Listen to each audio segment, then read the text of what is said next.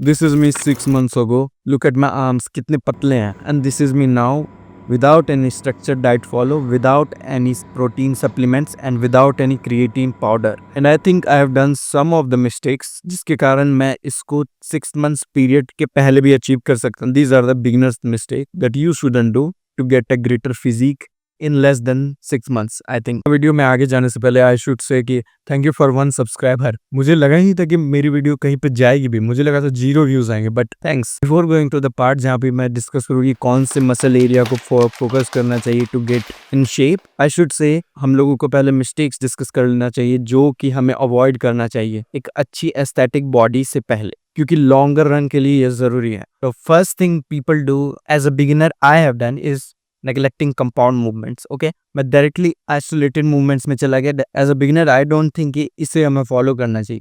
दूसरी मिस्टेक जो most people करते हैं इज ईगो लिफ्टिंग. उठ भी नहीं रहा है, मोमेंटम यूज करके उठा रहे हैं, जो कि आई डोंट थिंक कि किसी को भी करना चाहिए, क्योंकि ये तब तक ठीक है जब तक वो मोमेंटम लेके उठ रहा है और वो उस पोजीशन पे आ रहा है. बट जहाँ पे वो हाथ यहाँ से निकल गया, बस जिम क्या होगा, कुछ लिखने के भी काबिल नहीं रहना है. तो फिर third mistake is not doing the mobility और वार्म अप एक्सरसाइजेस. भी ये जरूरी होता है to clear the joints and all, क्योंकि पहले मैंने स्टार्टिंग के कुछ दिनों तक किया था एंड फिर मैं अवॉइड कर रहा था warm up and flexibility exercises, movements, hand movements and all. So एक दिन क्या हुआ कि शोल्डर प्रेस करते हुए मेरी नस चढ़ गई शोल्डर की एंड बहुत ज्यादा हर्ट हुआ. लेकिन कुछ दिन के बाद वो ठीक भी हो गया. बट आई थिंक कि ये करना बहुत जरूरी है. अगर गलत तरीके से नस चढ़ जाता तो क्या होता है I don't know, but consequences तो फेस करने ही होता. अब मसल बिल्डिंग पे आते हैं कि टू अचीव एस्थेटिक बॉडी और ऐसा बॉडी जो कि टी शर्ट से दिख जाए कि ये body, you should focus on main areas like shoulder, chest and